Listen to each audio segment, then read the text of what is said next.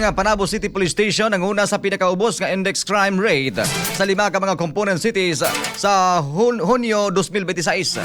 Alang sa kumpleto detalye, katropang Bong Algabre. XFM Report.